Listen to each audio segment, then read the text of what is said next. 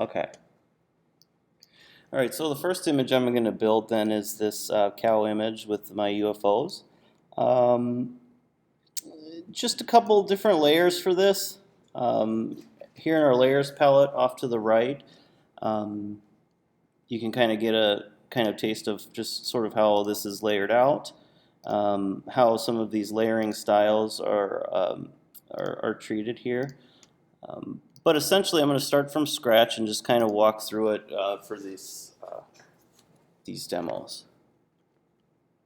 So I have this cows.psd file. I'm just going to drag it into Photoshop and have that open up.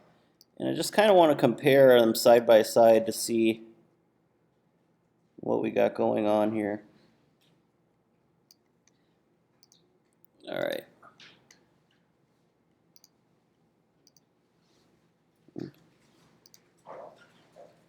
I'll close this out.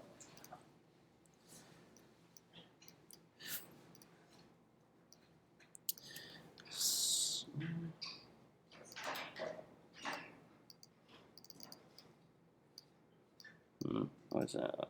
There we go.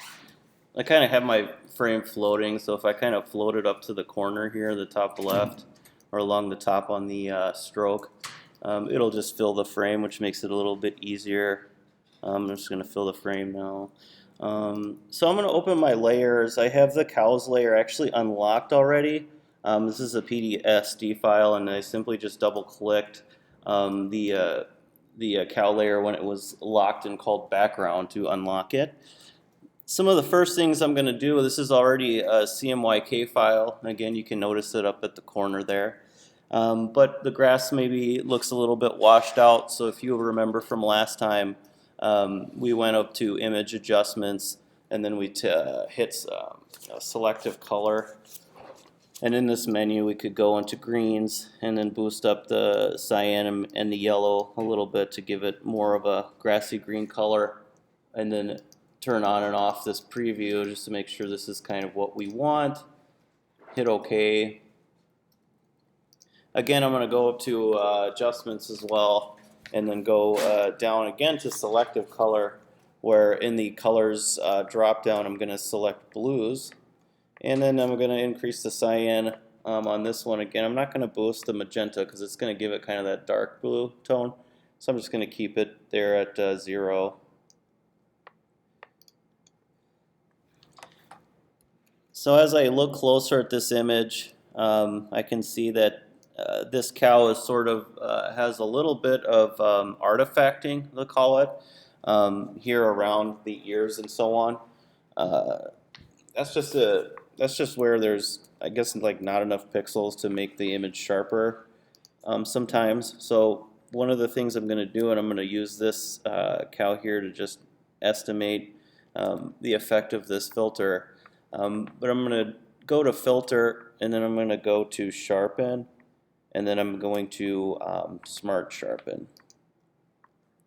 And then so this palette is going to come up. Smart sharpen is something that I'll typically use for like every image that I work with. If it's like a main image of a person's face or some kind of like, you know, main like hero image. In other words, meaning like the focus of my composition. I'll always try and tweak it just a little bit here and there. Everything I work on as far as a photo is photoshopped in some small way, shape, or form, whether it be boosting in contrast or boosting in sharpness, etc. So smart sharpen here, you can, let me see if I can make this smaller. No. So if I move this over to the edge, you can kind of see my effect of what's happening here. Because I have my preview box on, I can turn this on and off, and you can really see it up here in his hair where it's kind of, well, the hair on the top of his head, where it's kind of really bringing out some of those edges and so on. So in these in this menu, really, I can increase the amount or decrease the amount of sharpen. And what I would typically do is increase it a lot, just to see like what the best case scenario is. And sometimes if it's too good, then it looks bad. So I kind of try and keep these sliders in a reasonable area here. Reducing the noise would probably be a good thing to do as well to smoothen out some of this stuff, these artifacting pieces. But just a little, let me just make sure that that's previewing properly.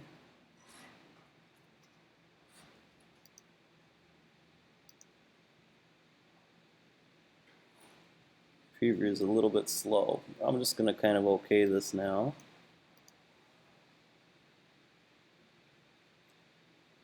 I've got to wait for this to render fully. It's kind of a shot in the dark. We'll see how this turns out.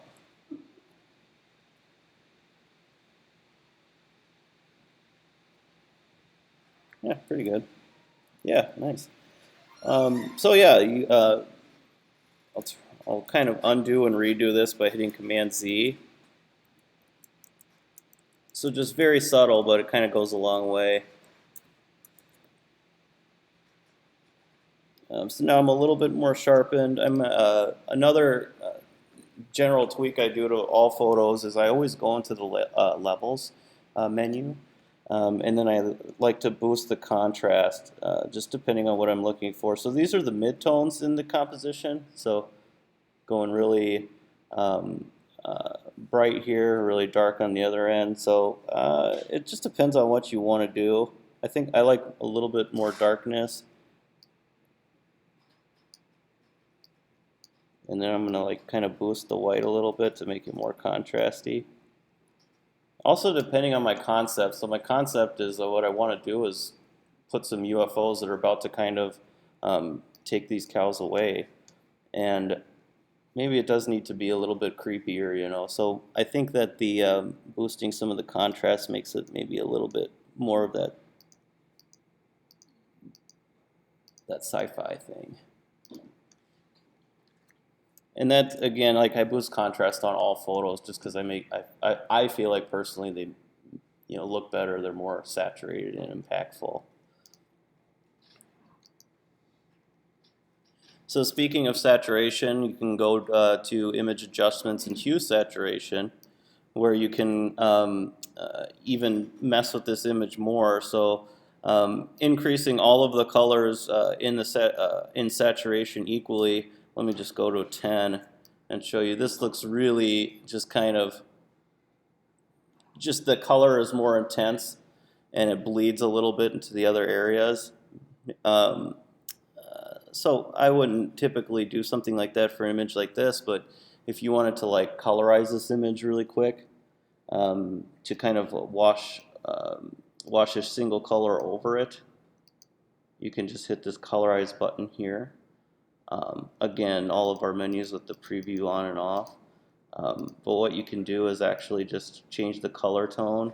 You can see it's really washed out. So if I boost the saturation in my colorize filter, or hue saturation option, you can kind of really quickly, if you wanted to, add a monochromatic color to something, and increase and decreasing the lightness and darkness. That's not exactly what I want to do, so I'm going to just reset it and hit OK. The thing about the hue saturation filter is that it's called destructive color editing, which means that it's going to actually permanently change the color of this layer. You're not going to be able to go back and change it. So to show you kind of the difference here, I'm just going to Alt-click and drag in my layers palette this cows layer. And I'm going to turn the bottom layer, actually I'll turn the top layer off and turn the bottom layer on. You probably already know this, but these little eyeball symbols here will turn off and on your layers. I'll typically do that a lot when I'm not sure what layer I'm editing at the time, and just to see where I'm at in the composition to help navigate myself, or to demo. So I'm just going to really quick apply a colorize to this, just to make it obvious. So that's destructive editing. You can see in the thumbnail that this entire layer is affected permanently. It's not going back. So that's the reason why I opened this up. And what I want to show you is the hue saturation option, but as a layer adjustment layer. So I can go to image adjustments and get hue saturation and do my destructive color editing.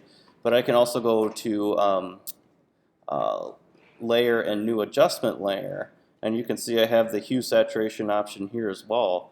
I also have some other options too, like selective color and in that. So we went over selective color last time, I do believe.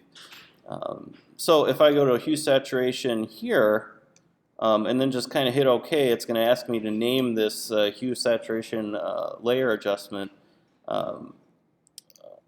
filter here. You can see that this properties palette is going to open up, and then these are my same exact options that the hue saturation option in the destructive editing option under image have. So it's adding this layer here for me in my layers palette, and now I'm affecting the layer just directly beneath it with the same kind of thing. I can colorize it. I can kind of switch up sort of the colors of this thing. That looks pretty, actually. I like that. I can increase or decrease the saturation. But what's nice about adjustment layers is that I can, if I don't, I can experiment. I can turn them on and off and see, and then maybe I could try another adjustment layer, you know, to see what that does. So now I'm using my filters as layers now. So just something to keep in mind as you kind of experiment.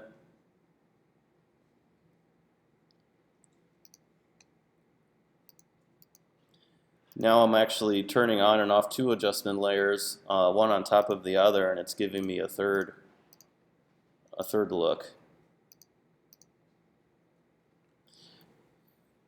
So I'm going to kind of get rid of I'm just going to hide these and kind of tuck them away back here in my layer palette. So if I hold shift to click the layers that I want to move around, I can just drag them down and just kind of tuck them away and sort of ignore them. So what I want then is to start placing, I'll save it. What I want then is to start placing my UFO. So multiple UFOs. One of the keys to kind of pulling stuff out and merging it together is just kind of understanding how I'm going to select it. You know, there's a lot of selection options that we went through the other day, and I just want to make sure that I use the right one that keeps me efficient, but then also keeps me accurate. First thing what I'm going to do though is I'm going to go up to image and size. This is pretty big, but it's at 72 dpi. So with this image, I need, let's just say for instance this is not a digital project. It's not going to be featured on the screen. This is going to be featured in a print piece. So I'm going to want to res this up. Notice that this resample box, I'm going to sort of click it on and off depending on what I want to do. So if I want to increase the resolution of this to 300, I need to keep my resample box unchecked so that my size of my the actual inch dimensions of the image get smaller. Because if they stay the same or get bigger, then that means that I'm going to have less pixels per per square inch. So I'm going to keep it at 300, and I'm going to say OK. Now what I'm going to do is, I know that I just want these UFO pieces, so I'm just going to kind of crop it in so I don't have all this extra stuff. So I just grabbing my crop tool over here, I just clicked and dragged, and you can see that the outside of this crop box is kind of grayed out. If I hit this enter key, after I crop down to where I want, it's going to just focus in on that piece. So now I want to go back to my cow's image here, and I want to see how large that is. So this is 12, this entire image is 12 inches by 9 in height, okay? It's at 300, so I'm not going to have to do any kind of changes to size or pixel resolution on that. This should be pretty decent. I'm going to actually then drag it over because it seems like it should be decent in size, and I'd like it to be bigger. I'd rather it be larger than smaller, so I'm going to actually increase the size of this. It's easier to shrink than it is to increase the size. So this is the best that I could do as far as the resolution of the image. So my next step is to actually increase the resolution of this. So first thing I'm going to do is kind of guesstimate what I want the width and height to be. So in memory, I probably want to add like maybe 3 inches to this. And then you can see, so I went from like about 5, I'll give it a little, I'll do like 9. So I hit 9 here in the width, and you can see that with my little lock icon here, it's kind of automatically adjusting my height. And as well, it's automatically adjusting the resolution here. But it's making it smaller, which is perfect with my resample image still set off. So I'm just adjusting it to the width that I desire, letting the resolution get smaller and hitting OK. Then I'm going back into the image size dialog box again, and then I'm hitting actually resample this time, and then I'm actually changing this resolution to 300. And so now this is kind of where I have to sort of make a decision as far as what is the best enlargement option for me. So in this drop-down menu here, I can choose for an enlargement of an image. I can preserve the details, or I can make the image smoother. So toggling back and forth here and looking at this preview, I can kind of zoom in here just to look real closely at it. And I want to actually just kind of toggle back and forth and see which one works for me.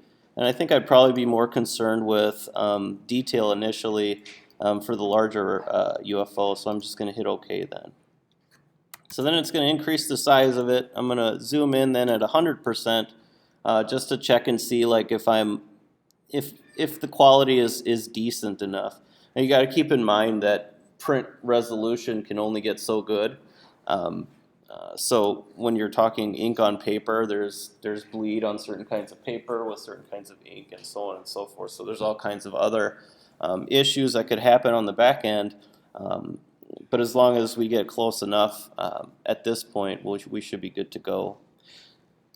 So that's kind of increasing the resolution of an image. Again, just to run back to it, you're going to want to make sure resample is turned off, increase the width and the height to the desired end result, and then hit OK in your image dialog box, and then you go back to image size, open it back up, and then hit resample image, increase to 300, and then toggle between your options for increasing the image size to see what works best for you. So I'll hit save on this. Oh, you know what? I'm not actually going to save that. So I have RGB still. This is still an RGB color, which is fine. I'm going to actually change it to CMYK. Let me see the difference. So I'm just going to Command Z that, option undo. So you can see RGB again. Your brights are really bright, and you got those purples and those real bright blues that you can't get in CMYK that are kind of getting lost, but that's okay.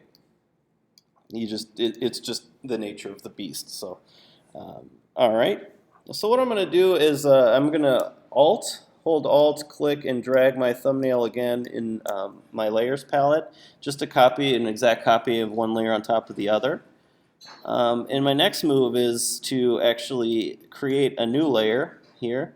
And I'm going to bring this back. This is kind of like my backdrop, and what I'm going to do is edit and fill that layer 1 with a very contrasting color to my UFO image here. So black is going to work. It's going to contrast nicely.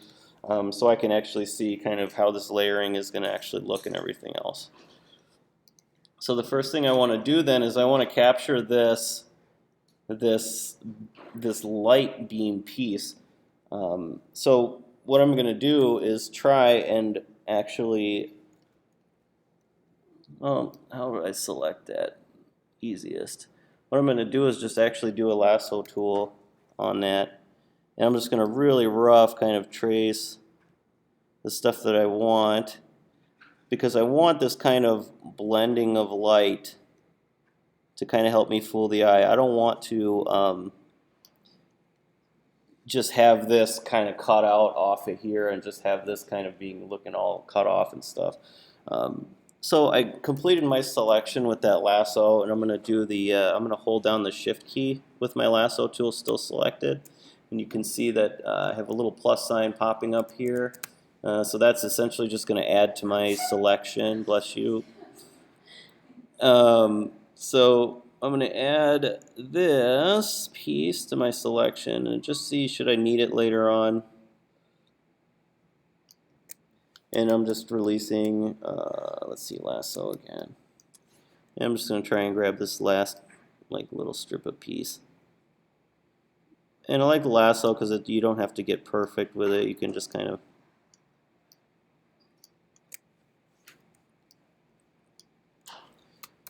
So at the end of the day, what I want to do is actually take this little light piece and layer it on the background so it actually fools the eye a little bit better.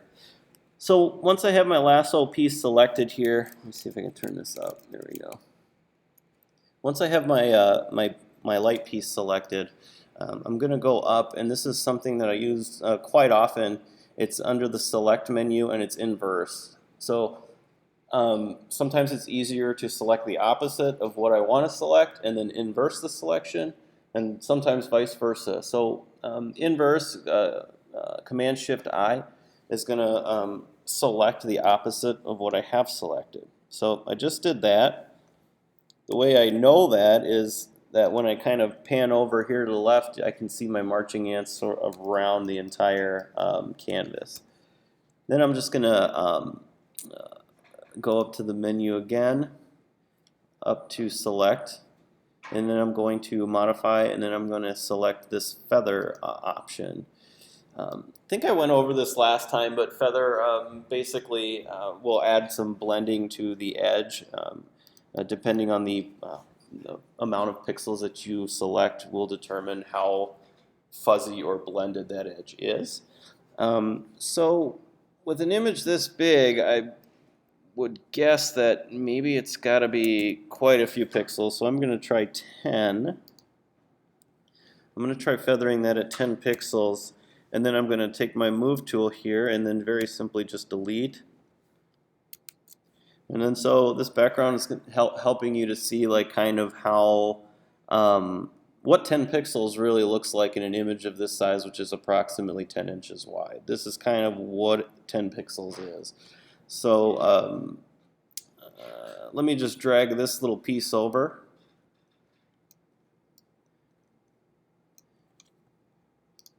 And then the next piece I want is the UFO itself.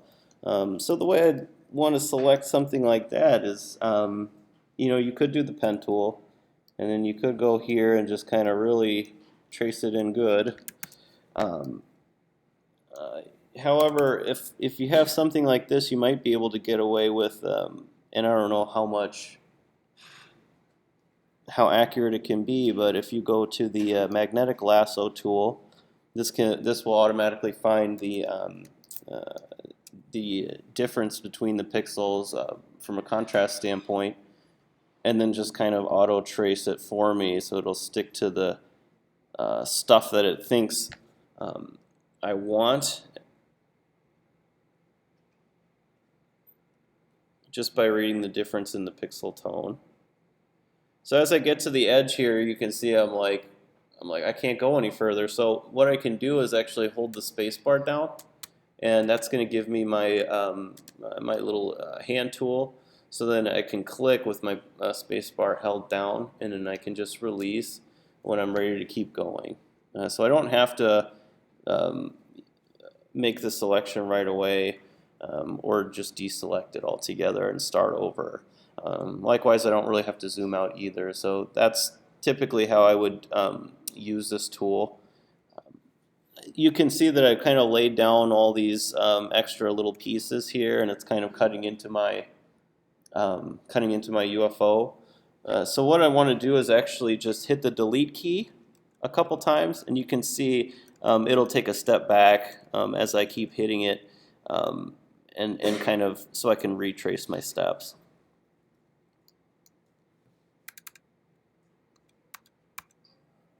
So I'm going to zoom out a little bit, just because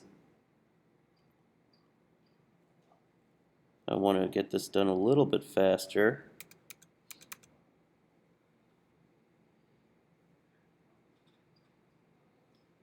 So it gets a lot easier in the areas that have most contrast. It gets it gets a lot harder when I get into these areas where there's very little contrast between the pixels.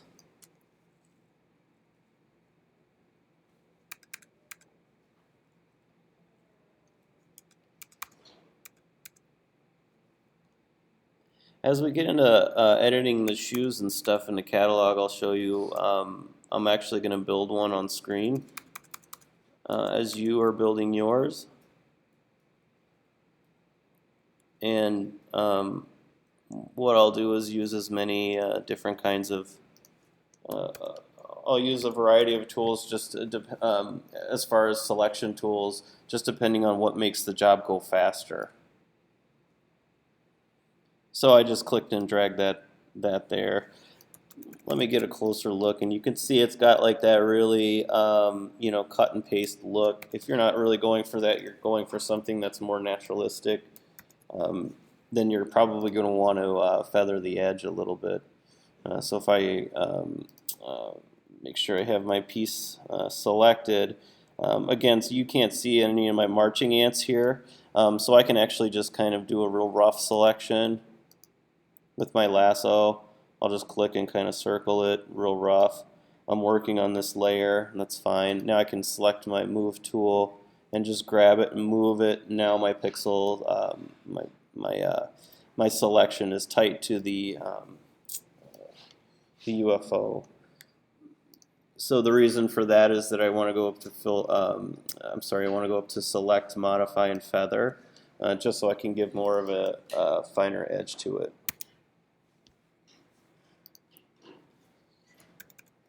So I chose 2 pixels, and we'll see how that works out. I'm going to go to select and inverse.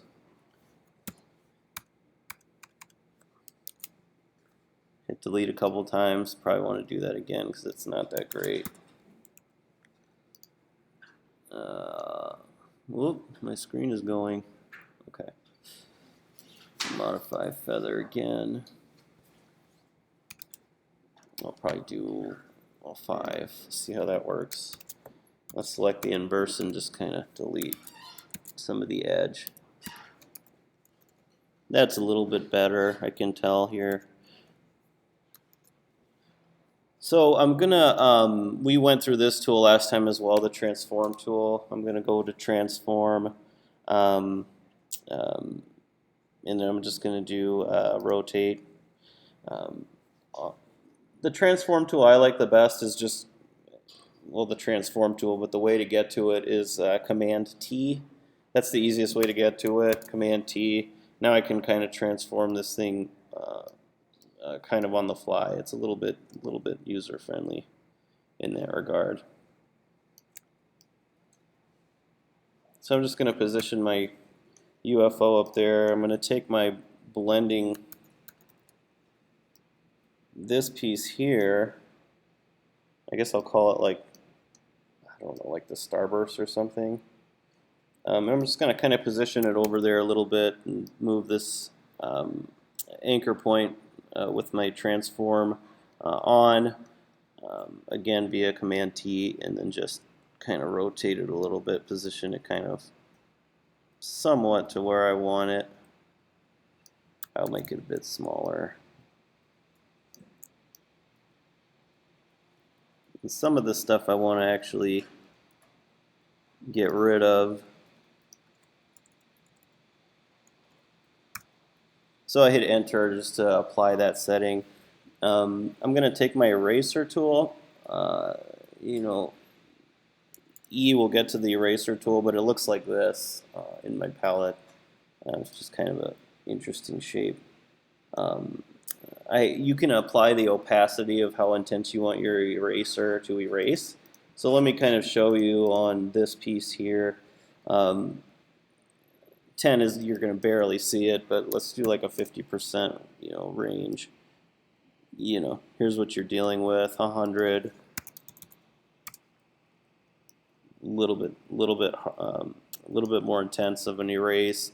Over here is your area where you can pick the intensity or the sharpness of the edge. So sharp or soft.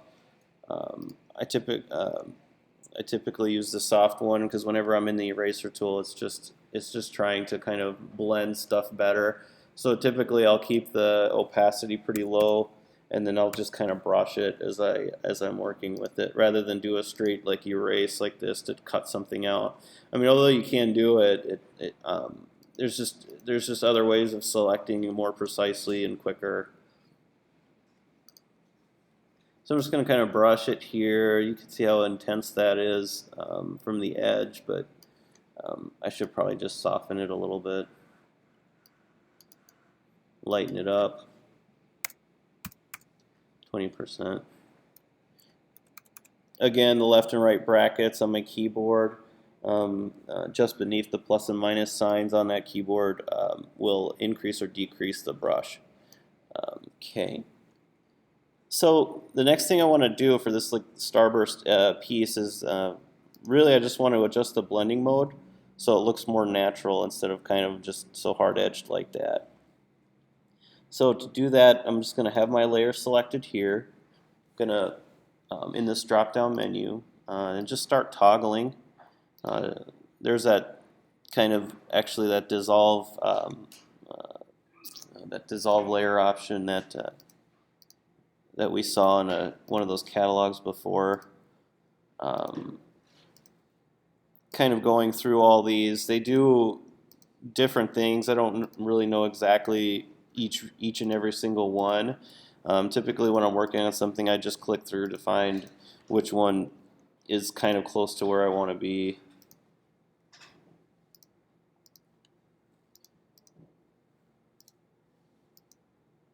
I think I went there already.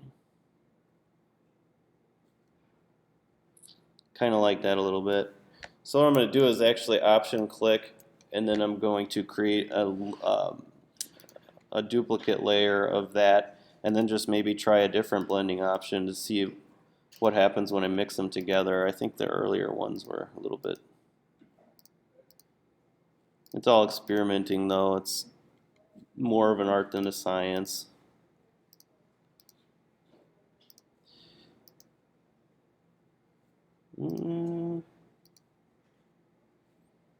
So I might want to turn that off. Yeah, I think that one works better. I'll dump that. So this pin light option kind of gives me a better solution. I'll go back to normal and just show kind of the difference, normal and then pin light.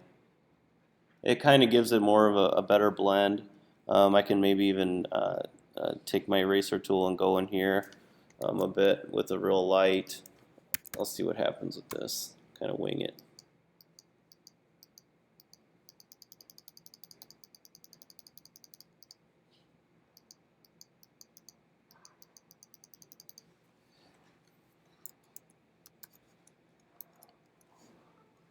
So I feel like that's kind of a little bit more believable or interesting. Excuse me. So what I'm going to do is I'm going to select both of these layers so you can, if you remember, this is actual spacecraft, UFO. This is the actual starburst. And so what I'm going to do is actually just shift-click both, select them both, and then just hit this folder here, icon down below. And now I have a group. So I have a group here. And I'm just going to name it UFO large. And so this group of layers, then they're still individual, but within the folder I can use this drop down to jump in and edit these individually. Again, turn them on or off and see how they're kind of constructed. But what's nice about grouping them is it kind of cleans up your layers palette here a lot more. You can play around with layering a lot and even turn off an entire folder, so multiple layers at once.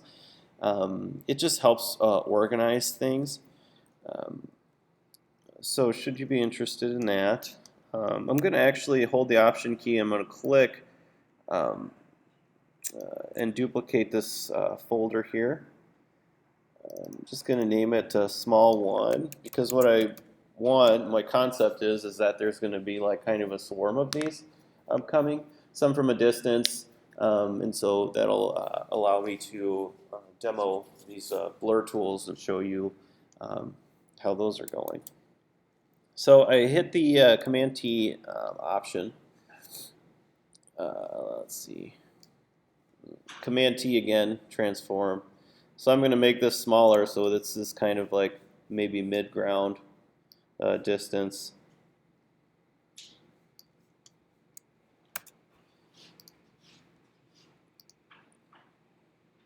I'm going to add this beam of light because I'm going to remove it actually and ungroup these all together.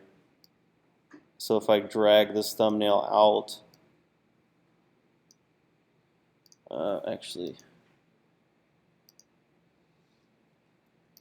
let me see how I do that.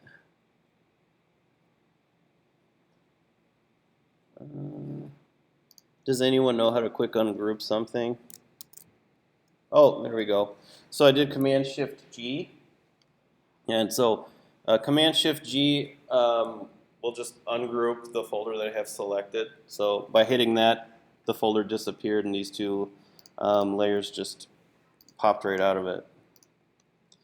The reason why I did that is because I don't think I don't know, that's just my theory, but I don't know if you'll be able to see the light as vividly from this distance, let's just say. This is just kind of my theory. So I'm going to make it a little bit smaller, put it further in the distance. And I'm going to get another one here too. So again, Alt, Shift, click, kind of give it a little rotate. I'm going to make this really small. Like, because that guy's going to be way out there. And then this guy, I'll make him really small too, but not as small. Actually, I'll make them about the same because I want a little bit of variation in this.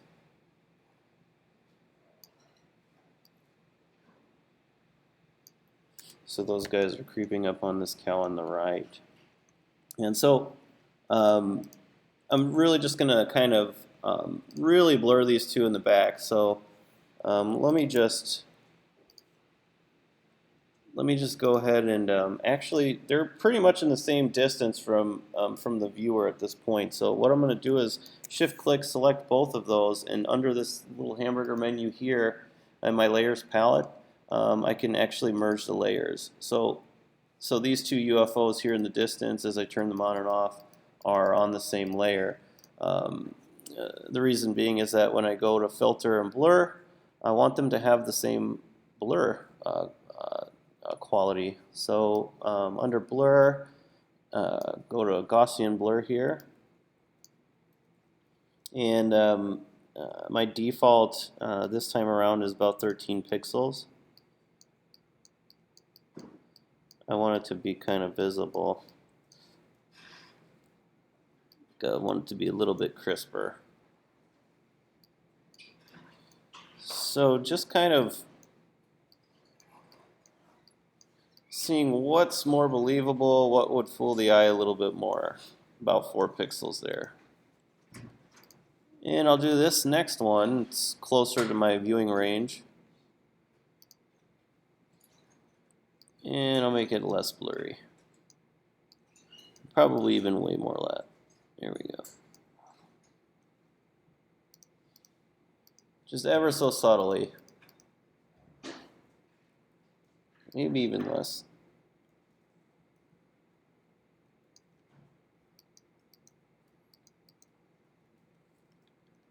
Even that much kind of helps, especially on a tighter screen here. All right, so I'm going to close this out. And what I'm going to do,